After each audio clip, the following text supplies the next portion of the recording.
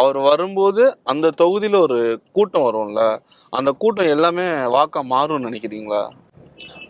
இது வந்து நீங்கள் ஒரு முக்கியமான கேள்வி.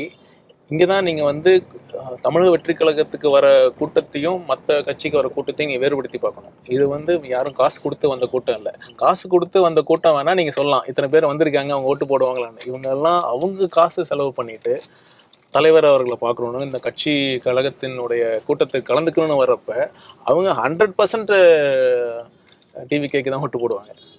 இல்ல, அந்தந்த கட்சி தலைவர் சொல்ற பாயிண்ட்ஸை தான் நீங்களும் சொல்றீங்க. இல்ல நான் தான் நாங்க மற்ற காசு கட்சி கொடுத்து கூட்டு வரல, இது எங்களுக்கான கூட்டம். இல்ல வேற எந்த கட்சி இது வரைக்கும் நடந்த மாநாட்டுல எல்லா தலைவர்களும் அப்படிதானே சார் சொல்லியிருக்காங்க. எந்த தலைவருக்கு அப்படி சொன்னாங்க சொல்லுங்க. சரி, விஜயகாந்த் இருக்கும்போது ஒரு மதுரை, திருச்சியும் மதுரையும் தான் நம்ம நடத்துற மாநாடுலயே பெரிய கிரௌடு, நம்ம சாதிச்சிட்டோம்னு அவர் சொன்னாரு. இல்ல அவங்க சேலத்துல நடந்த திமுக இளைஞரணி மாநாட்டிலையும் உதயநிதி நீங்க சொன்னாரு. திமுக மாநாட்டுல வந்து காசு கொடுக்காம கூட்டம் வந்தது நீங்க நம்புறீங்களா?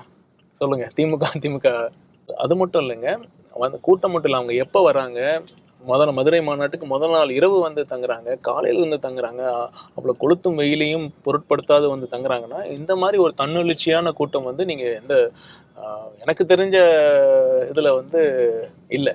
ஸோ டெஃபினட்டாக வரவங்கெல்லாம் ஓட்டு போகிறாங்கன்னா 100% அவங்க அது மட்டும் இல்லை, அவங்க இன்டூ 4 ஈஸியாக பண்ணிக்கலாம். அவங்க குடும்பத்தில் அவங்க இருக்கிறவங்க எல்லாரும் பண்ணிக்கலாம். ப்ளஸ் அதை தாண்டி அந்த மக்கள் இருக்காங்களா, பார்க்குறாங்கல்ல, டிவியில் பார்க்குறாங்க, நியூஸ் படிக்கிறாங்க, டெஃபினட்டாக எல்லாரோட இதுவும் ஆதரவும் இருக்குது.